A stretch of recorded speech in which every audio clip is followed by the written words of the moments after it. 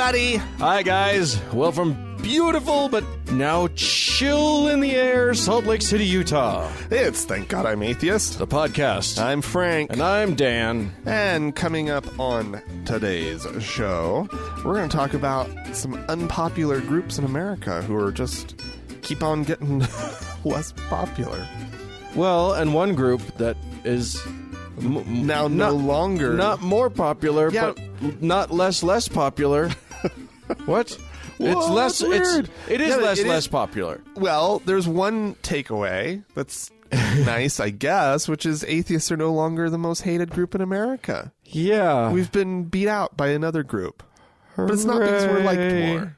Let's all wave our flags. It's just somebody Hooray. else. Another group is just more disliked. Yeah, exactly. So we'll get into that. Nothing to be tremendously thrilled about. Yeah, I don't know that we did the work for this one. Anyway, we'll talk about that later.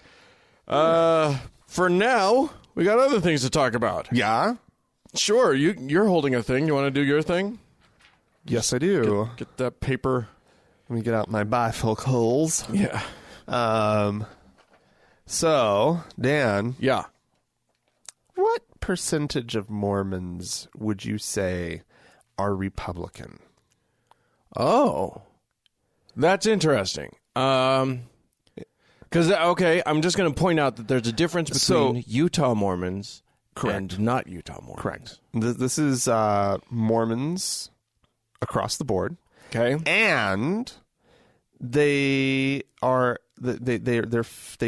factoring in Mormon or sort of votes, or no, not Mormon, Republican or votes with the Republican predominantly. Okay. Right. That's where you feel your allegiance, even though you may not be a registered member of the party. So, like, there are a lot of Mormons who refuse to affiliate. Yeah, my father-in-law proudly talks about how he's unaffiliated, and then, of course, every time votes for the Republican. Yeah. I'm going to say it's 85%. The record high in the Pew polling was 80%. Oh, wow. Okay. And that was GOP members, Orlean GOP, just like we were talking about, and that was in 1994 and in 2011. Okay. Those years came up with 80%. Okay. The low had been 60%, and that was in 1999. Okay. So when did they start doing this? It doesn't say. Because if you go back to like the 70s and 60s and 50s, it switches up tremendously. But yeah, there's no mention of anything 80s or earlier. Right. So I think they probably got started in the 90s. Right. So now, yeah, 48%. What? Yeah. That's impossible. With 24% saying they consider themselves Democrats. Huh. That they don't do historical breakdowns of. So that could be a number that stayed solid or whatever. Or what, gone up, down, who knows.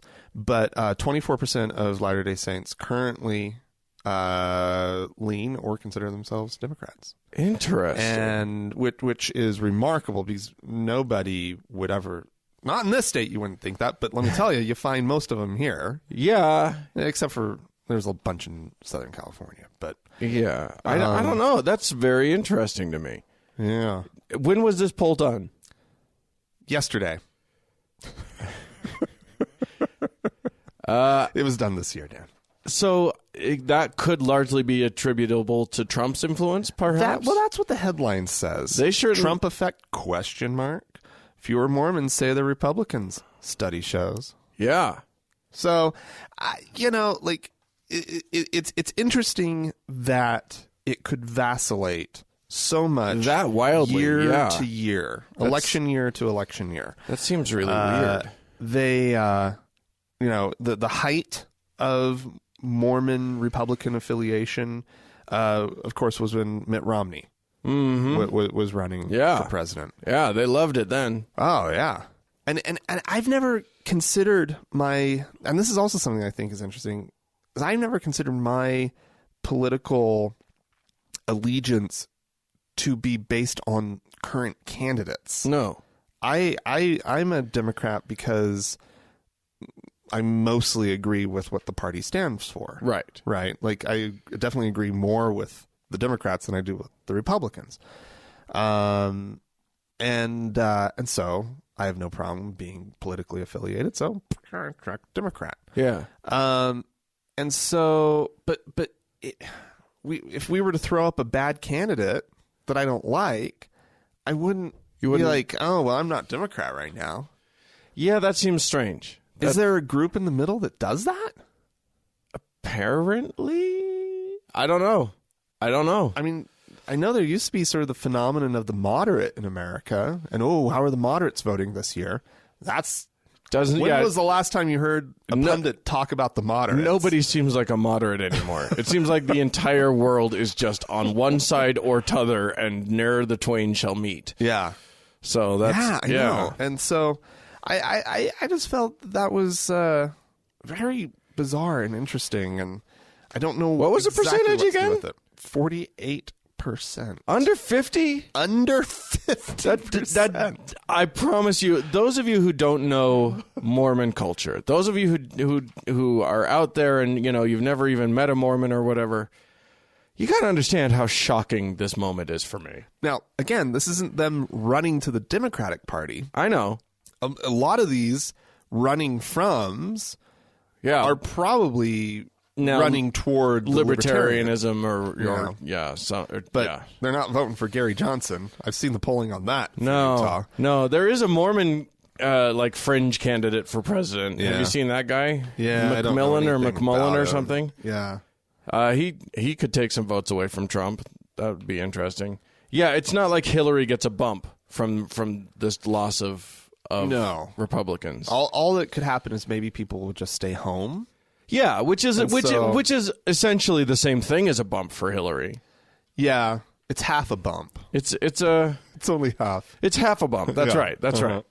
It's a mild bump. You didn't gain a vote, but your opponent lost a vote. Right. So exactly. That's something, I guess. Well, there you go. That's a very strange number, and I'm very confused all of a sudden. Oh, the state will still vote for Trump. Yes, it will. Yes, it will. It absolutely still will. All of those, it doesn't matter how many of them go away. All of the Utah electoral votes will go for They're going to go to Trump. So there you go. I've already sort of braced myself for that skeezy feeling. Yeah, that's not going to be good. Good. That's the state in which we live, folks. Woo! No longer the reddest of the red states, though. No, Oklahoma proudly wears that cap. Yep. Bunch of dingbats. Boy, we're not alienating our conservative listeners at all right now. Hey, you can be conservative. I don't care. Yeah. Just don't you?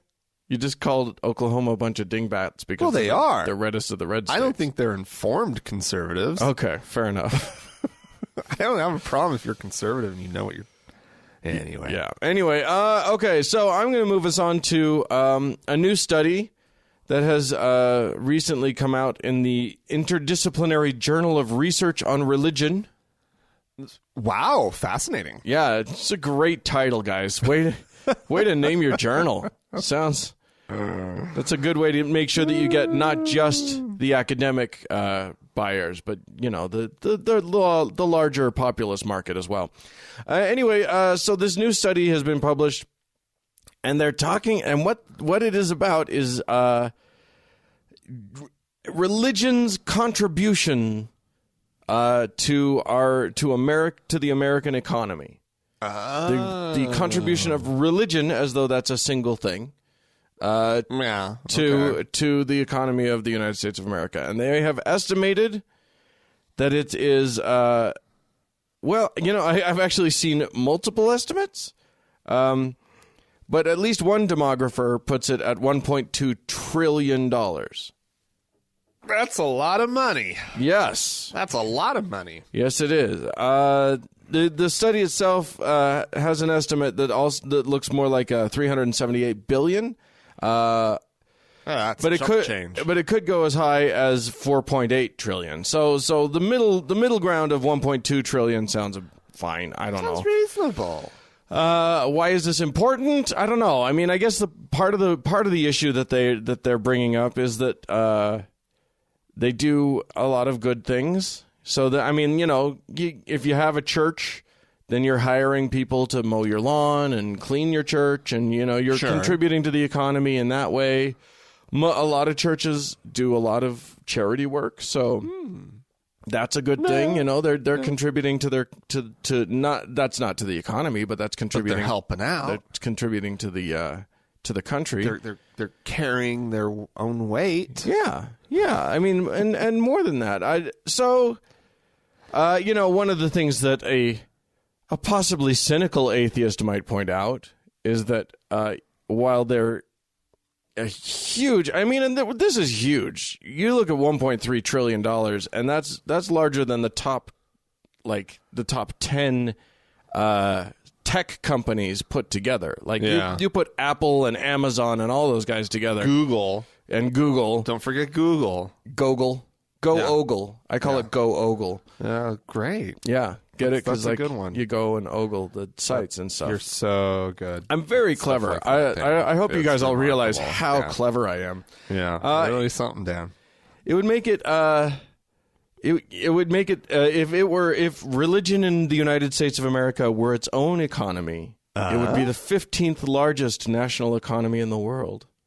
That's disgusting. But.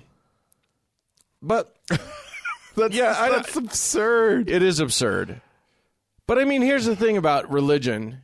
There are ways that it doesn't benefit society. Oh, yeah. For instance, there are ways that it hurts society, so we have to take that into consideration as well. Like we have to think about. Well, I mean, you could talk about all of the molestations and the various and sundry things, but you don't even have to go that far. You could just talk about how psychologically damaging it is to tell a child that they could be burned for eternity if they don't do good, and then tell them that one of the things that but it keeps a lot of therapists and in business. Really okay, so some of the contribution is economic benefit there too. Some of the contribution is through the therapeutic. What would therapists do if they didn't have religiously damaged people? There you go. To talk to. There you go. Yeah. That. Jesus Christ. Yeah, that's true. I also don't like the fact that there's all of this money flowing and none of it is being taxed. So none of it is going to the common good in that way. They use plenty of infrastructure that is paid for by taxpayers. Yes, they do. And yet they do not contribute to it. No, they don't. So that's a net loss. Tax the hell out of them. They deserve it. It would be nice. It would be nice tax them. If we could tax them. Tax them. But we can't because politics and stuff. Yeah. So there you go. There is contribution, and I don't want to be the super cynical guy who says no, that's bullshit. They contribute a lot to our societies. I just wish that you could make all of those same contributions and not have it be tied to imaginary stories. Yeah. Wouldn't it be great if all that was science? Science, the arts. Yeah. Community centers.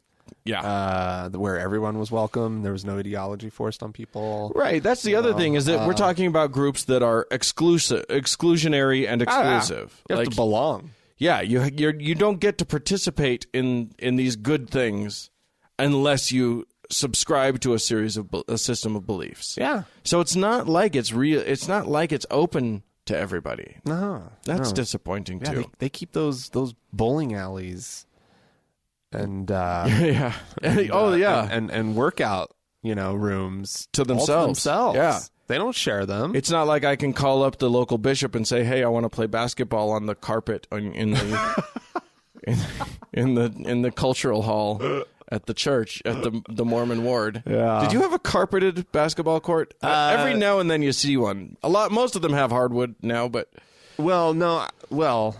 I think originally they always were hardwood because the old chapels that we were in, They had the hardwood floor. Okay. And then yeah, I remember in the 80s we had a new chapel built and it was carpeted. It had that low pile Berber carpet or whatever. Yeah. And then which a basketball still bounces off of, but it's weird. It changes things a little bit. I think like your big stake centers always had the hardwood floor. Right. Yeah, they had a full court. They had like a proper gymnasium. It wasn't like a half court or whatever. Right. Yeah. Whereas like the smaller ones that, needed all that overflow space on a regular basis. Yeah.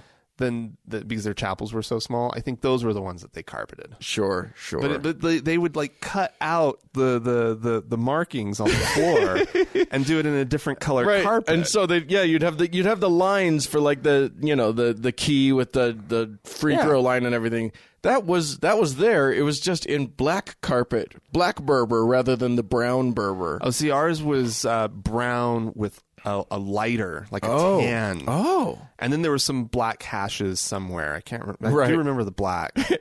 Anyway, it's all very strange and weird, and they figured it out. Yeah. They did it. So you can't have an LDS chapel without a basketball hoop. Apparently not. You can't. It's the sport of Jesus. But yes. Mormons love that. Well, church ball is such a big thing. Yeah. And it's vicious. It is vicious. Threatened to shut it down? Or did they shut it down? I don't know. The worst is I have to say it's a well-known fact, at least in Utah, that the most vicious basketball that can ever be played is played by the young women of the Mormon church. Oh, really? Yeah. I always thought it was the elders' quorum. Nope. The young women games are like elbows are thrown, nails get scratched on faces. Like it is horrendous. One of the most harrowing times of my life, I was asked to referee one of the girls' games, which, by the way, just proves how little they care about the girls' basketball. Because I had no business refereeing a basketball game. I understood the rules only insofar as I had played church ball for a few years, but like I was in no position to be calling a game. Right, That was just ridiculous. Okay. And I was terrified the entire time. Oh, so you let that thing get away from you. No. But they were mean to me. Like, I called a girl for traveling, which she had done. You kick him out? Damn. And she was screaming. They were all just screaming at me. And I was like, what? You traveled. It's not. Yeah. It was scary. They scared me. That's when you kick them out.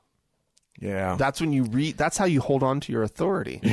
Is you kick them out. I should have kicked out the entire team, and then I wouldn't have had to do it anymore. All right, Dan. Yeah, what do you got? Donald Trump has a plan for America. Yes, he does. He won't tell us what it is, but he's got one. Well, this plan is to give new parents a child care tax credit. Oh, yeah. And this is actually, it's kind of like you don't expect it from a Republican. Right. I'm just going to say it. You don't expect it. Yeah. Wait, what? Take care of America's children? Yeah. Through a tax credit to the poor? And I heard some things about that it was probably going to benefit wealthier people more than the poor people, and then he kind of had to regroup and come right, because originally it wasn't a credit. Originally, all he was talking about was a deduction. Oh, okay. But yeah, poor people who don't pay taxes because they're too poor. Don't help. Deductions don't help, and they're the ones that need the help the most. So, Representative Steve King. Do you know this guy? We've heard this name before. He's a Republican from Iowa. Yeah. And he is already starting to come up with his own criticisms. Okay. And his own sense of like how this should really work. Okay. He wants to make sure that it is only available to natural families. The LGBT parents need to be excluded from this. Yeah. Gay people, no, we don't. Once again, you might be able to marry, but we don't respect your families. You're not natural. Because, he only wants wholesome children. Right. To, participating. Well, you think about it. Those people, those gay parents, if you can call them that, because that couple did not produce that child. Yeah. what are they going to teach that kid? Oh, dear God, I know. He says, I want to respect all human persons. All human persons. All human persons who are all gifts from God. Oh, good. But I want to encourage the natural family. That's the best and most wholesome way to raise a child. And that's been the case throughout thousands of years of human history. And we need to go with what works. Also, I want to respect all humans. I just can't. I want to, but I don't. I don't think the best public policy is only providing services to the people that you agree with. Right. Or only sort of okay, so you have a model in your head of what a family should look like. Right. And okay, that's fine. But only providing to like the perfect model. Right. The one that you're trying to encourage, whatever. That's not reality. No. There's going to be single mothers. There's going to be gay parents. There's going to be single fathers. There's going to be there are people in all sorts of variety. And the issue is those kids. Right. They like this douchebag extraordinaire who can't just look out for the kid. Right. No matter the situation that the kid finds himself Right, because or herself. In fairness to him, these children all choose which family they want to be a part of. So they should have chosen better. If they didn't want to, if they wanted that money, if they wanted to eat 3 squares a day, they should have chosen a natural family, preferably white Christian. Yeah, at least middle class, but the middle class is struggling right now. Yeah. So you should probably go upper middle class and higher. It's so funny because there are times in which it makes sense on some level for our laws to encourage specific behavior. Mm-hmm. So that's why, for instance, it makes sense to make local laws that attract a certain industry, that give incentives to a certain industry or whatever. Right. That's not how it works when you're just trying to help children. Yeah. That's not what you do. Yeah. You save that for very specific things. Yeah. Otherwise all you're doing is being a dick. Yeah. You're not encouraging a specific kind of family. You're just being a shit to babies. Yeah. Way to hate Steve King. Way to hate babies, Steve. You're awful. You're a baby hater. Good job. Take your baby hating ways and go back to fucking Iowa. Yeah. Anyway. How's that? Is that good? Yeah, you did it. All right, you cool. figured it out. I'm gonna go to Arizona, where there is in Tempe. There's a very an influential pastor. Yes. Walking bad haircut Steven Anderson, who now I'm gonna you took a pot shot at his looks here. Yeah. The man bears a striking resemblance to Matthew Fox. Who's that? Lost. Oh. Party of Five. Yeah, he looks like Matthew Fox's. He looks a lot like Matthew Fox. He looks like Matthew Fox's older, uglier, dumber brother. No, dumber maybe, but no, he looks like Matthew Fox. He's kind of a babe. Okay, Frank is attracted to bad haircut boy. Yeah, look at him. I'm looking at him. I got a pic. It's also the suit doesn't fit very well. The suit is clearly off the rack at Kmart, and the haircut. That haircut is. And I love the bad. picture of him. This picture of him has him preaching on a clearly homemade pulpit that's been hammered together from reclaimed wood from his barn. And in front of a backdrop, a painted backdrop of trees, which is really nice, really pretty. He must be in a converted outhouse because he's trying to make it look good, but it's terrible. Yeah. Anyway, this guy has made a lot of headlines over the last several years, doing things like. Oh, he's showing me another picture of him. He looks better there. No, that's Matthew Fox. Oh, okay. Yeah, I see a resemblance. No, it's like the same guy. Yeah, but same guy. Matthew Fox would at least not have his hair cut by a Floby. That's all I'm saying. No, he just put a number 2 shield on and buzzed it. Yeah. Yeah. Anyway, I'm just saying. Yes. All I'm saying here, Dan, this is what I'm saying. All right. I'd hate fuck him.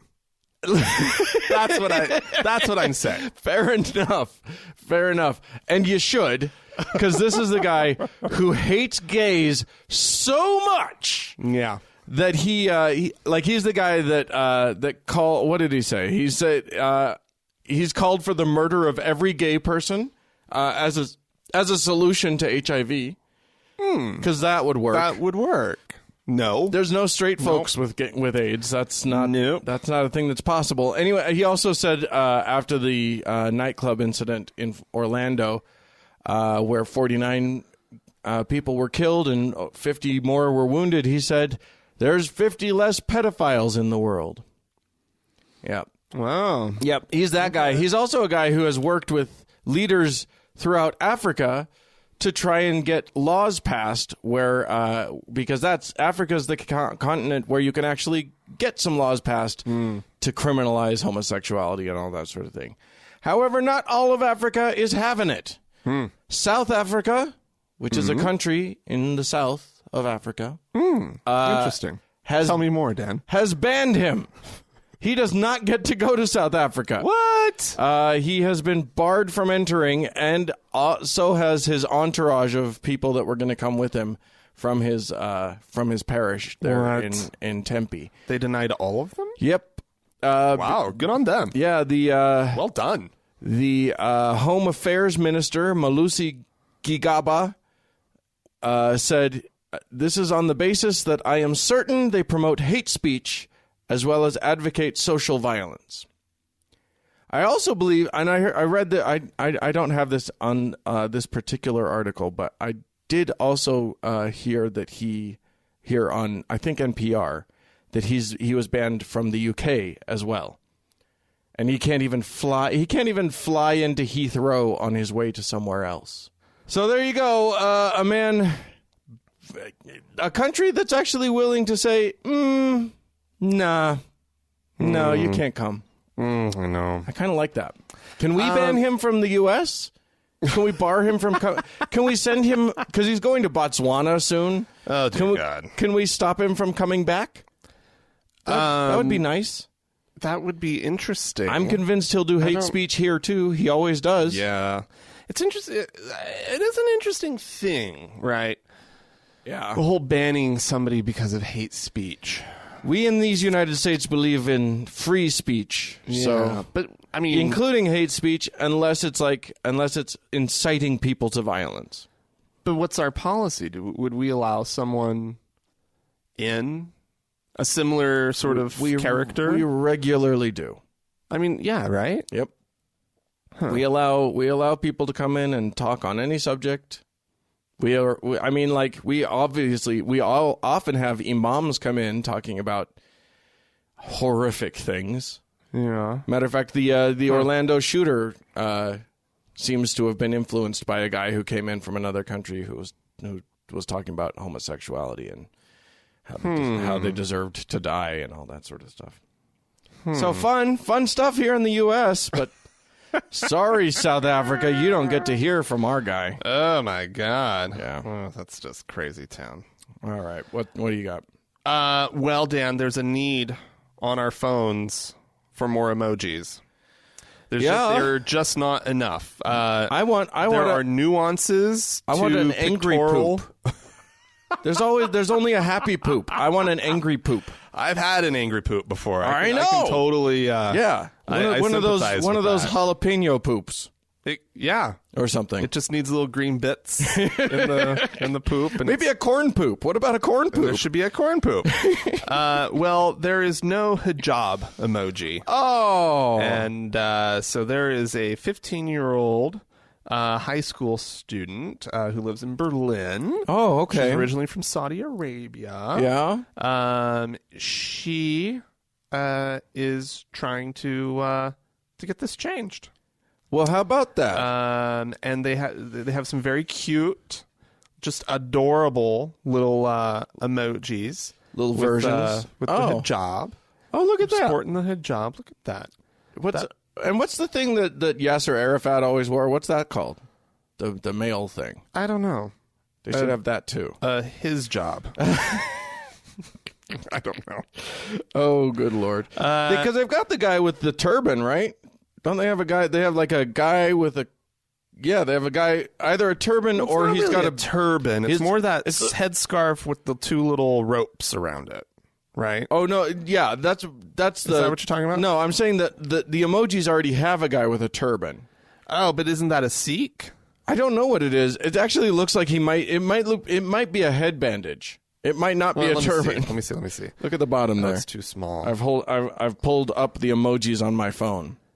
Yeah, it's either after it's got like a massive head wound emoji, or it's possibly maybe an Indian of some kind. Yeah, it's like hard. That's hard to Indian. Tell. There's also like a I don't know if that's a British guard guy with a black, like one of those big tall hats.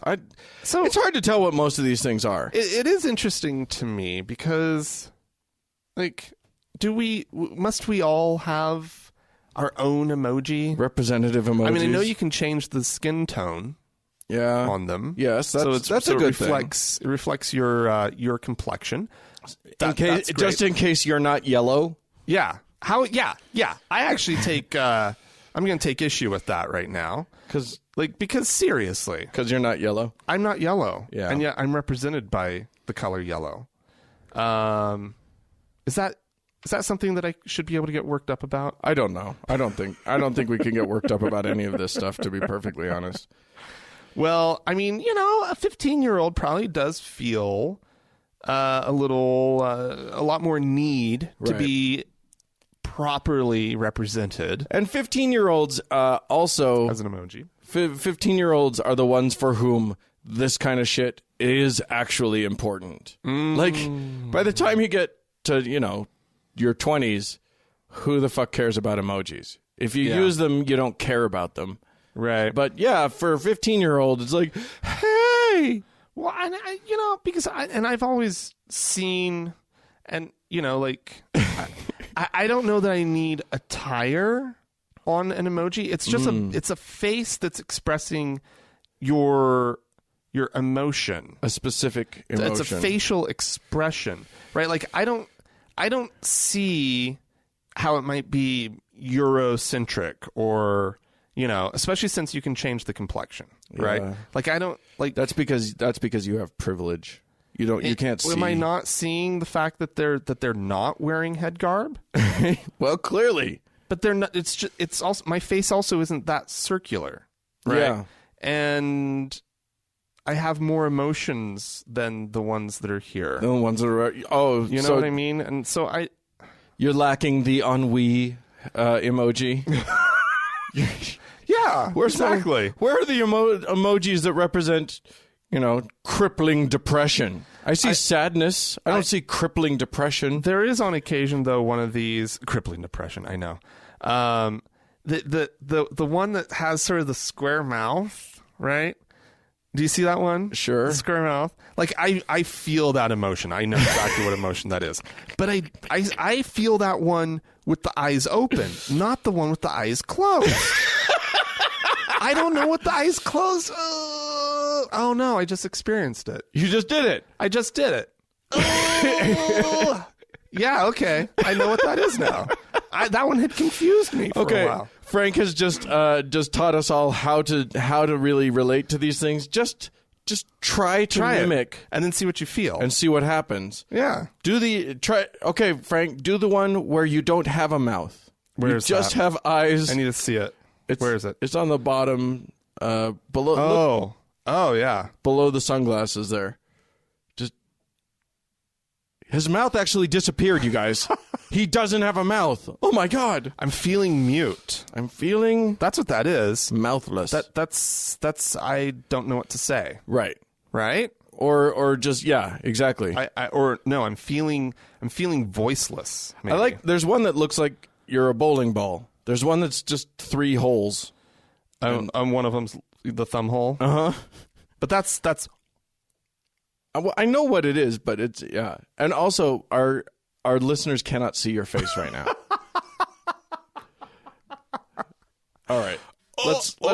I'll make sounds to go with it. Okay.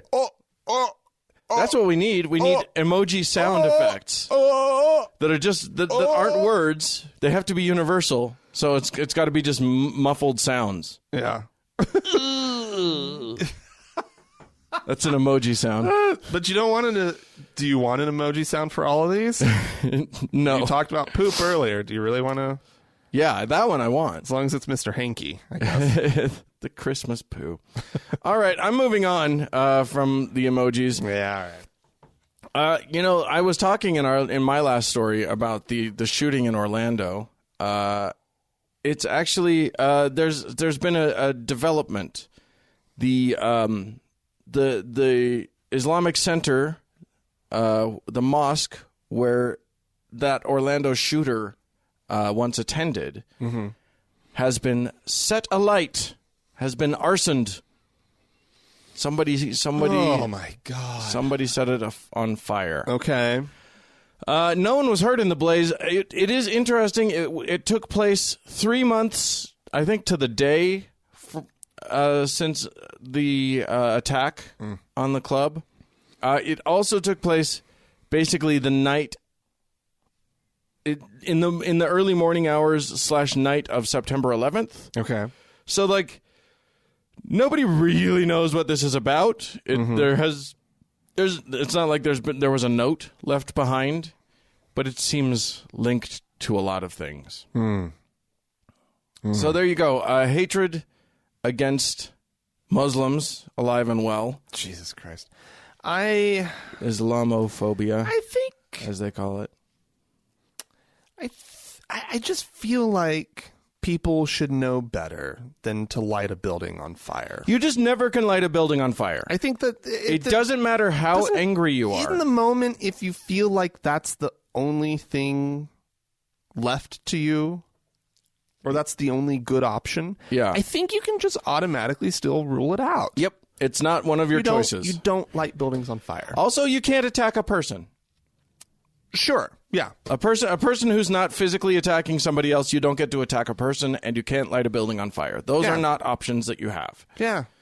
I'm fine with those just being blanket rules. Yeah. We don't burn down buildings. Yeah. So anyway, anger, bubbling, boiling. This was also on the eve of one of the major religious holidays of Islam, Eid. God. Yeah. It's one of the Eids. Yeah, Eid al-Adha. So this happened on the end of the day of Arafat, which is a day of fasting that precedes Eid al-Adha. But does that have anything to do with Yasser? Yasser? No, it doesn't. I don't think so. Okay. He was named after it, probably. Yeah, he probably was. Yeah. Okay. So yeah, that's horrible. But you know what's funny is that all of the major Abrahamic religions have some sort of eye for an eye thing in their book. Yeah. So it's kind of they're practicing what they preach at this point.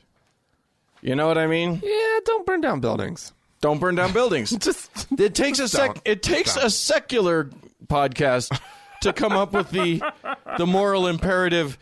Just leave their building alone and don't hurt the people. Maybe if you feel like opening a dialogue with the imam. Sure. That's something to do. That's constructive. Yeah. Or starting a charity that helps LGBT people. Something like that. That would be constructive. Yeah. Or just, donate some money to somebody. Find a great place to donate some money or some time. Kind of an angry donation. Yeah, exactly. This donation is made in the name of my seething anger. That's on the memo line. Yeah, exactly. Here's $5,000. I'm so mad. I like that idea. The madder you are, the more you give. This is going to hurt. Yeah. I'm not eating for the next 2 months. Right. Take that. Anger. Take that, violent people. Ha ha. I like that idea. Well, if you have better ideas for what someone can do with their anger, you can write into us, and maybe we'll say them on the air. Our address to which you can write, it's an electronic address. It's podcast@thankgodimatheist.com. Or you can send us a voicemail message. Yeah. You can call the number 424-666-8442 to do so. Yeah, we sure like it when you do that. Go to the Facebook page, facebook.com/TGIAtheist, and click on that like button. And while you're on Facebook, search for the TGIA Members Only Lounge and request to join. It's a closed group, but we'll let you in. But it's great, and lots of good support there for all of us. Yeah, so do that stuff.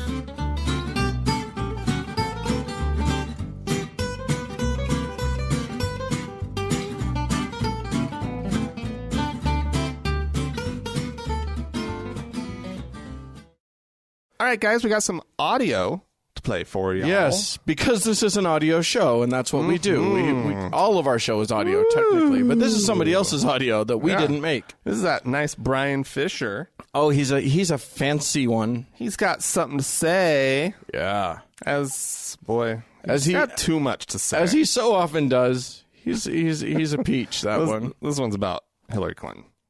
Let's go to Joseph, Norman, Oklahoma. Joseph, welcome. What's on your mind? Yes, sir. Last night, me and my family watched some YouTube videos of Hillary's bizarre behavior during interviews, and just very bizarre.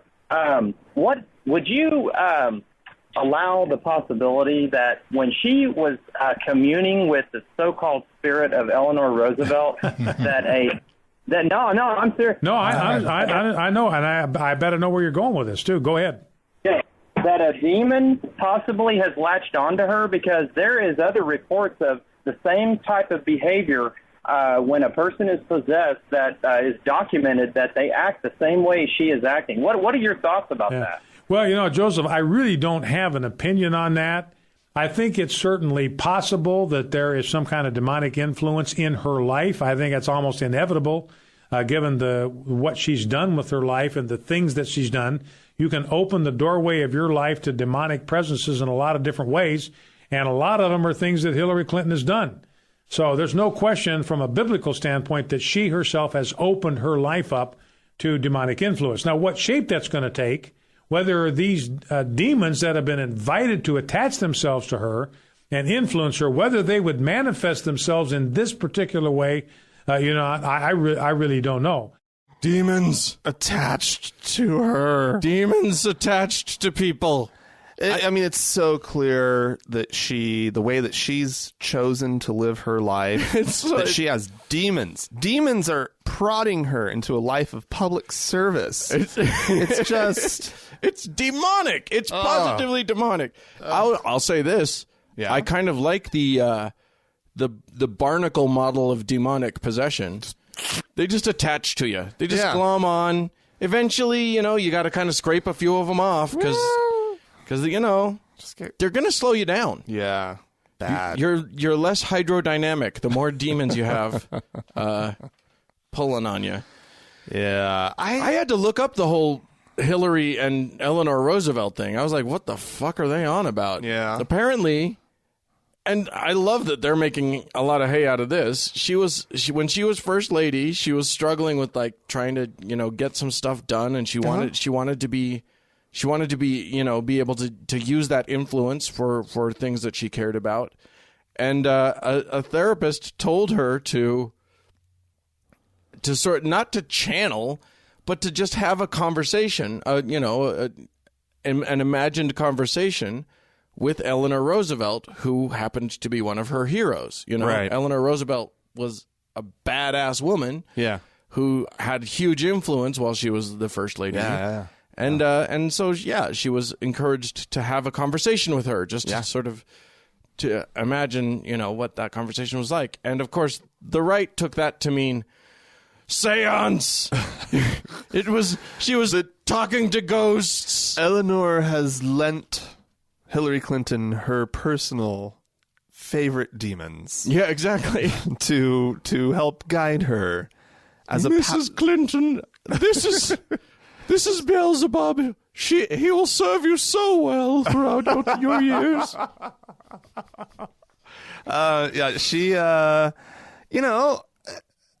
think that's really probably very, very good advice for a strong, independent woman who, was struggling with the role of being in this, like, second chair position. In a completely undefined position. Yeah. This is a woman who has known what her job was in every place that she's been. Yeah. She's a lawyer. She was she's an activist, a leader, whatever.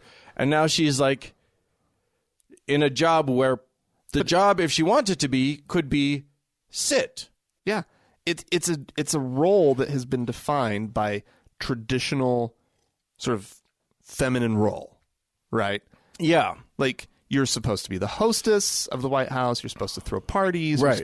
Take up an issue. Take up an important issue or cause. Right. But it's really don't get in the way. Right. And don't push too hard. No. This should be a cause that everyone can agree with. It should be a cute cause. It should be orphans. Right.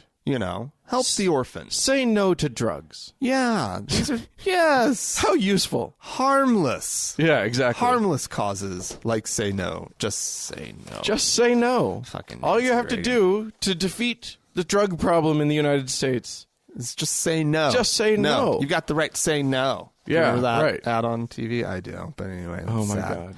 All right. Well, we had some folks write into us. Oh, did we now? We had some missives from various parts of the land. And from various lands, actually. Several different lands. Well, fantastic. You remember we talked about... We were talking about September 11th and the attack that happened then.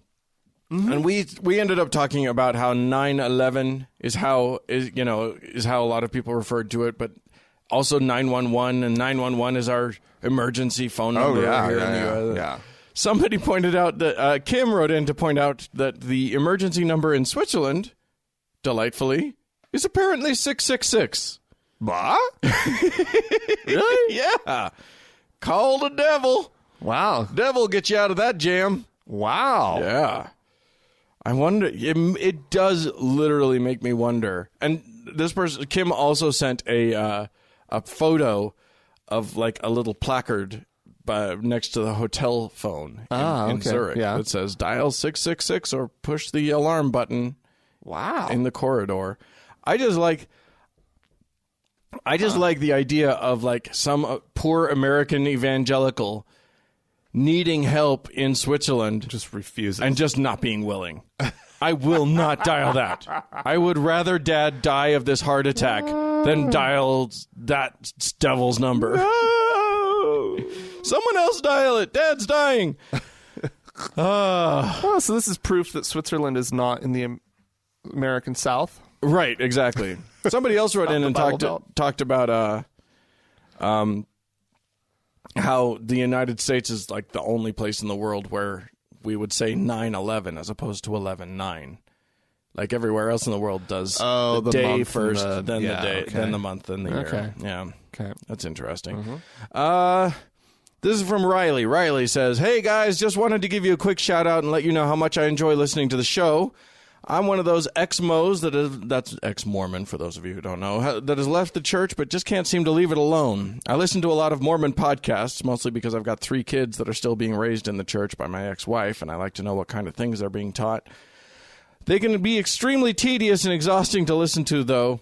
A lot of times I'll smoke a little pot in the evenings and listen to a podcast while puttering around the house, or just relaxing on the back porch.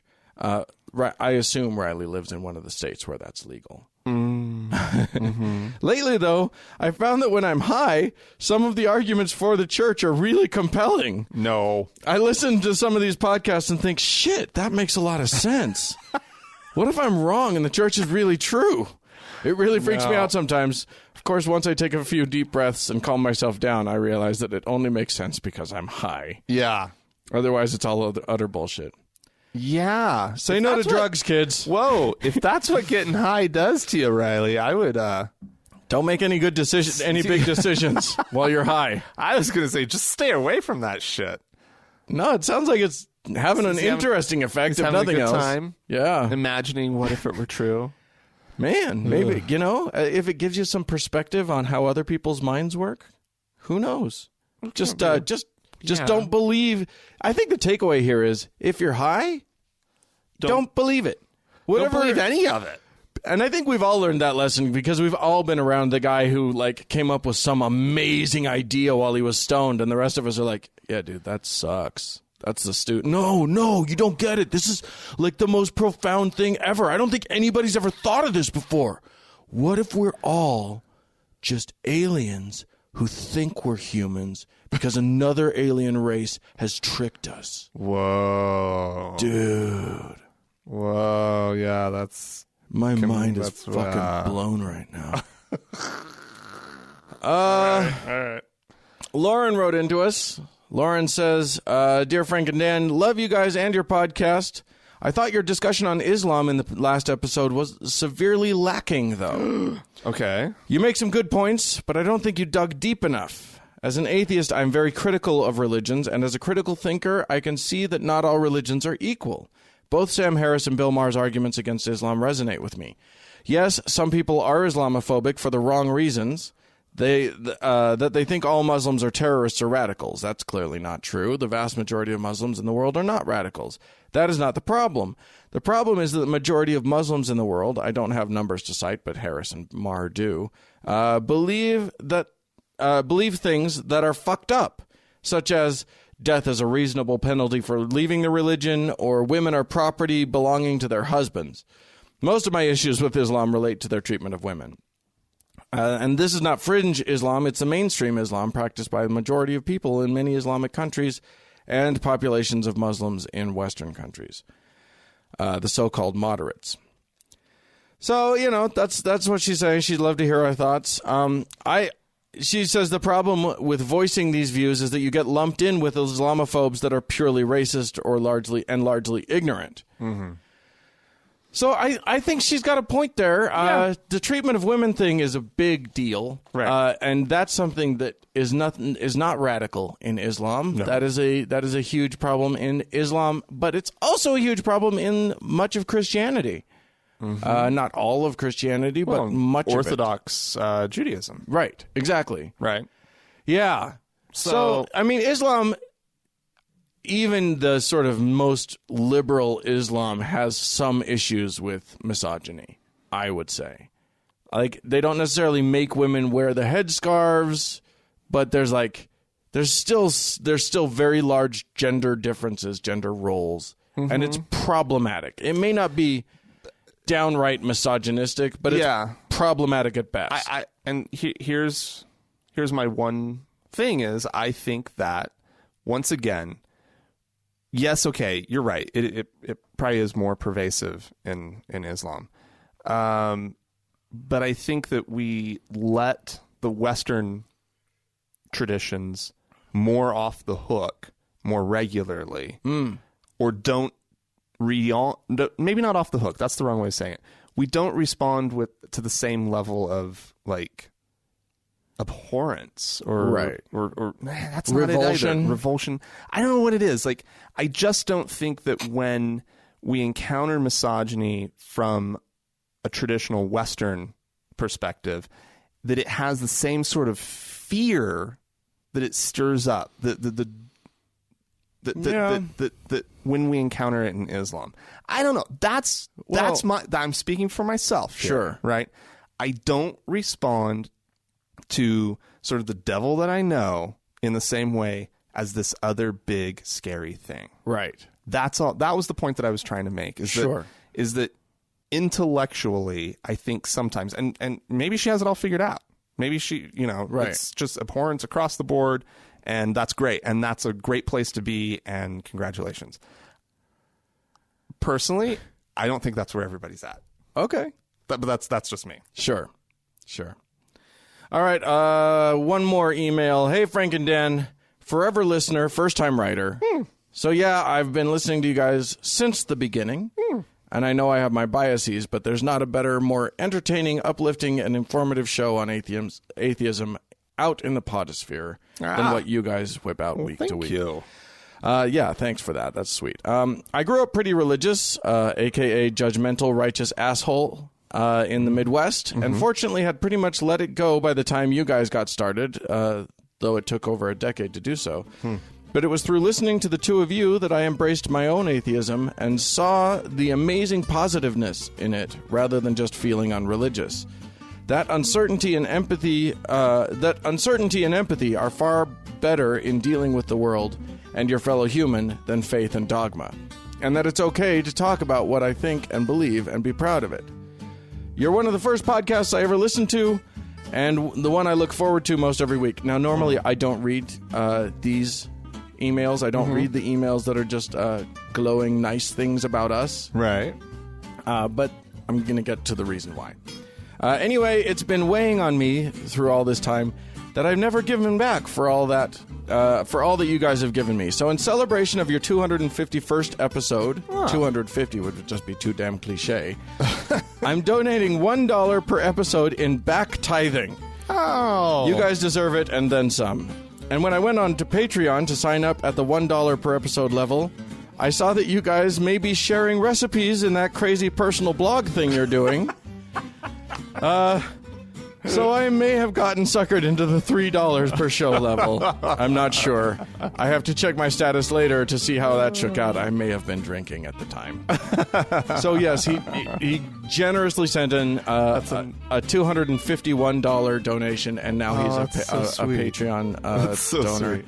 Also, we had another one-time donation from Samuel. So I just wanted to thank Jeremy and Samuel for those donations. Wow, that's really nice. That's very kind of you. And yeah, I can confirm that Jeremy did sign up on Patreon. Okay. Anybody else? Anybody? Yeah, there's also David and Nick. Sweet. And they now, of course, as all patrons on Patreon, have access to a commercial-free version of the show. Right. That's awesome. That also gets us up to $256 out of the $300 per episode that we need to get to our goal of video. Once we hit that goal, we'll start producing the video version. Yes, of the show. And that's and you know, we hope that our video version is it's something. Hopefully, it'll be something a little more special than you normally get when it's video of a podcast. I hope so. Anyway, yeah, so yeah, if you want to be part of that, if you want to follow in Jeremy and the others' footsteps, please do so by going to the thankgodimatheist.com page, and you can find donation buttons on the side of the screen there, and you can become a patron of this thing that we do, and we sure would appreciate it. If you can't afford that, also, you can go onto your listening app of choice, your Stitcher or your iTunes or whatever, and give us a nice review. Yeah. 5 stars here and there helps a lot. That's really true. So there you go.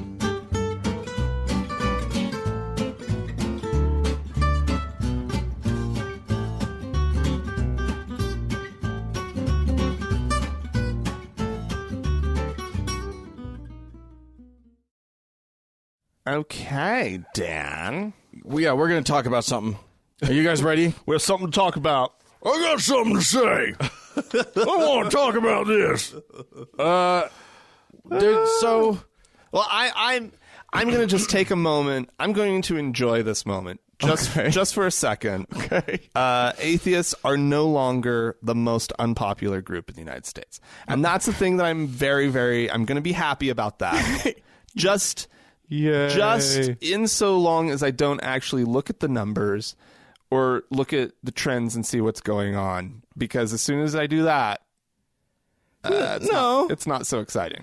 Well, okay, so our numbers have improved slightly. But a slight improvement is good. But the Muslims' numbers have slipped dramatically. Yeah. From a sort of a, let's see, so the question they're asking is, what is it? Your sense of, you agree with their version of America. Is that what it is? Yeah, something along those lines. Yeah, so, it's like, do you agree that blank group shares your vision of America or something like that.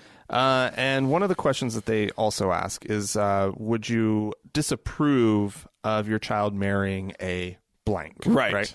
And so Muslims have, they were at 33.5% in 2006, and now almost half of those surveyed say that they would disapprove of their child marrying a Muslim. So that's a little scary. Yeah, it's just so funny. For the because a couple years ago, the big headline was that atheists are so disapproved of that, like we got worse reviews than rapists. Yeah, nobody was going to vote for an atheist for anything. And one of the articles that we were reading, there have been a few articles about this. One of the articles that I was reading said was talking about how this is happening. Atheism has bumped up from the bottom to second to bottom, but it hasn't improved enough, even despite a decade, which a decade's not, it's been more than a decade, but despite a decade of organized effort from groups such as American Atheists, which, well, while I appreciate a lot of what American Atheists does, they do important work. None of their work is really focused on getting the rest of the country to like us.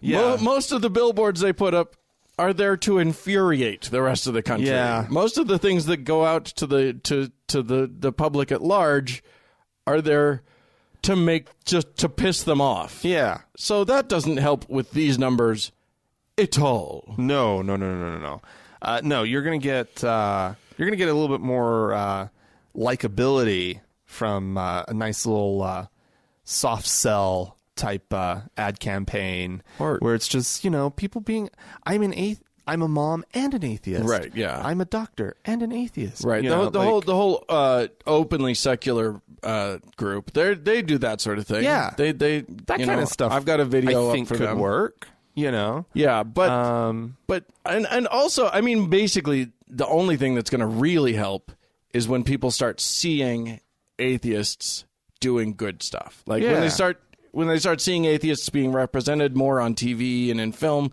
not as like, the character who is like House on the show House, Dr. House. He's an atheist and he's good, like he does good things, but he's also like the grumpiest curmudgeon known to God or man. And so it's like, great, yes, he saves people's lives, but he's also at what cost? A jerk. At what cost? Even the good ones are jerks.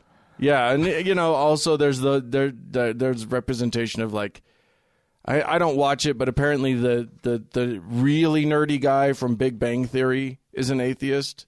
Yeah, but he's also like obviously on the spectrum. Yeah, and he's also like he's basically barely human. And I don't watch the show, so I can't say much about it. But how much are they making him a sympathetic character? Right. He's, yeah, I've watched 1 or 2 episodes. He's not. Right. He's not he's no Balky. Oh my God. That one was for you, 40-somethings. Jesus. Oh. 36 people that listen to our show just had a flashback. You millennials won't get that one, but enjoy the rest of you. That's so here's what we got. We got a group of people, us. Yeah. Pretty disliked in this world, in this Christian world. I was having a conversation, an email versation. Uh-huh. That's a registered trademark of Thank God I'm Atheist. Okay. Email versation. Oh, you're sharing it with me. Cool, Dan. You should have claimed that for yourself. Yeah. That's a damn beach trademark. No, I really don't want it, actually. That's a terrible phrase. Anyway, I was emailing back and forth with a guy that I'm hoping to have on the show. Huh. And I basically had to admit, like, even though you and I have expressed that we don't feel this viscerally out in the world, But atheists get a pretty raw deal in this society. I know, and I have to just forget that I live in a fucking bubble. Yeah. Yeah, You know? you and I, we have lots of atheist friends. It's like The major religion that surrounds us is far too passive aggressive to ever like make our lives miserable. Yeah. In a visceral way. They make drinking a little bit trickier here, and they make it hard to. They pass laws that are really annoying, and but even like at work, I don't really ever run into trouble. Yeah. Like, and I'm completely open, right. And more than willing to say the occasional snarky thing. Sure. I'm a little careful about who's around. Right. But it's not nice to be a dick at work no matter what. So you get too snarky about anything. That's true. And that's true. just not And I know okay. who's safe, and so I get snarky around them and la la la. But yeah, I live in a fucking bubble. Right. I live in an atheist bubble. Yeah. And my only interaction with non-atheists is really just my family, and they don't live here. Right. So it's on occasion. It's once every often. But there are lots of people in this country for whom their atheism is viscerally horrible. I know. People are terrible to them, and we've talked to those people. I and know. also, there are a lot of things that we don't feel on a visceral level, but that we're just used to them. The only reason that we don't feel it is because it's so normal in our society. Right. That it's shocking when someone tries to run for national office and is an open atheist. Yeah. That's shocking to us. What should be shocking is when someone trying to run for national office keeps talking about their fucking religion. Yeah. That should be shocking. That's what should be weird. Mortifying. Yeah. Yeah, we as a country that has since its inception tried to maintain a separation between church and state, as a country whose founding document has that buried in it. It should what should be shocking is when a national politician talks about their faith. But the opposite is obviously the case, to the point where someone like Donald Trump, who, if that weren't the case, would clearly not be a religious person. Like, he would not be talking about religion. He doesn't give a fuck about religion. He's proven that time and time again. Like, just in how he blunders when he tries to do it. But because it's de rigueur, he just does it because he'll just do whatever sounds like the thing that'll get him elected. He's a terrible person. He's just bad at personing. He's good at trumping, though. Yeah, he's really good at that. So let's see. Are there? The other thing that really jumped out, to me, Dan, from this whole, and then we can conclude. Sure. If you don't have anything else, it's that all the groups seem to be more disliked than they used to be. It's not like these numbers are shifting around. Gays are more disliked now. Crazy. They checked in on that. Where was my little list here? Jews, Latinos, blacks. They're trying to find out. This is groups. This isn't religious groups exclusively in this study. And all of these groups are more disliked, more distrusted than before. Yeah. And this is to me terrifying. Yeah. I just kumbaya, I just want to sit down and join hands. You're in the Rodney King, can't we all just get along? Can't we all just get along? Yeah. Like this doesn't seem like that hard of a thing. No. Yeah. We're training ourselves that disagreement means exclusion. Like, disagreement means I can't talk to him or like him or enjoy her conversation or whatever. We disagree on some points. I've got to find all the people that agree with me and the news channel that agrees with me and this that agrees with me, and then surround myself with that and polarize myself as deeply as possible. Yeah, such as I have done. Yes, exactly. Such as you has done. Exactly. I look at so here's some stuff from this poll. We mentioned the atheists do not share my vision of American society. 40% of Americans believe that. Atheists lack a moral center. Over 30%, about 35%. Atheists are part of the elite. Over 25% believe atheists are part of the elite. Well, I don't. Wow, I don't even know what that means. Special now. What does that mean? Part of the elite. The elite has become the Illuminati. Right, exactly. It's like there's these quotation marks around the word elite in our country now, and it means a group that no one has a definition for. But apparently atheists are part of it. So thanks. Ooh, I feel so special. I know all of you atheist listeners, just know you're elite. Also, more than 20% of Americans believe that we atheists are more likely to engage in criminal behavior. Oh, fuck that shit. Yeah. That is just so that you all know, the statistics do not bear that out. That is not the case. But yeah, I mean, I like the lacking moral center too. Like, yes. I think my moral center is so much more defined and understood and clear than it ever was when I was religious. Not only that, but my moral center, yes, absolutely much clearer than it was when I was just borrowing somebody else's. Right. But also, my moral center changes with new information. Sure, yeah.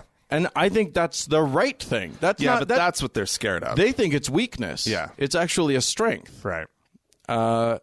So, I think that you're right, though. I think that the main takeaway here is how polarized our society is getting. Yeah. How much everybody's retreating to their own little hole. Yeah. And I hate that. So don't do it, people. Go out there and make friends with everybody. Yeah. I challenge you all to, some of you don't even have the option of atheist friends, which I think is sad, and go find a group and get some atheist friends too. Yeah. Yeah. But I have friends in all of the categories. Find a Muslim, shake his hand. Mm-hmm. Find a whatever. Find a Jew, shake a Jew. Everybody go out and shake a Jew. That's the hashtag shake a Jew. No, I don't think that's a thing. You don't think that works out?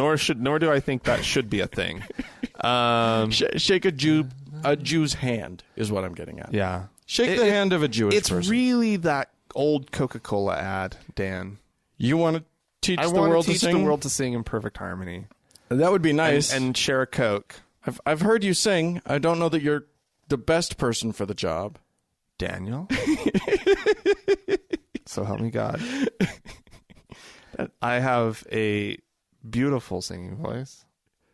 I'll say it's taken me years to cultivate this lovely, lovely singing voice. You've put a lot of work in, I can tell. I will say this. You've got a beautiful whistle. Oh, thank you, Dan. It's a beautiful whistle. Oh. I admire your whistle. So there you go. All right. Well, ladies and gentlemen, I hope you take that to heart. Not the whistle part, but the going out and loving on people that aren't like you. Yeah. If you're a conservative, let's make friends with a liberal. If you're a liberal, let's make friends with a conservative. Absolutely. And find common ground, goddammit. Take a world, make it a better place. Yeah. For you and for me and the entire human race. There are people dying. People dying. So let's lend a helping hand. Oh boy, we did get a little kumbaya here, didn't we? Yeah, and we got a soapbox at the same time. Yeah. We're standing on soapboxes. I feel like a circle. It's not just holding hands. I feel like it's not just kumbaya. Ours is kumbaya, goddammit. Yeah. Although the song Kumbaya, of all of the songs that we could choose, that song just means "Come near me, Lord." It's a God song. Yeah, but why the fuck did we choose that song? Because it's an old campfire song. Yeah, we need a better campfire song. Campsite, or the hippy dippy. campers would sing. Hippie Jesus-y campfire song. Yeah. All right. Before we get too deep into Kumbaya, let's cut our losses and get out of here. Yeah, okay. If you guys have anything you'd want to say about this subject or anyone, write to us, podcast@thankgodimatheist.com. Leave us a voicemail message. The telephone number is 424-666-8442. Yeah, go to the Facebook page, facebook.com/TGIAtheist. And while you're on Facebook, search for the TGIA Members Only Lounge and request to join. Yep. We'll let you in. It's a closed group. Nobody knows. It won't give away to any of your other friends that you're an atheist. So that can be a good thing. Cool. We want to thank our donors who are helping to keep this show Not possible. Just the new ones. All of the donors. Thank you all for that. Thanks to Mackenzie for making the Facebook page work every week. And thanks to the Red Rock Hot Club for the use of their music. Isn't it fine? And thank you, dear listener, for tuning in. We sure do appreciate it. Bye!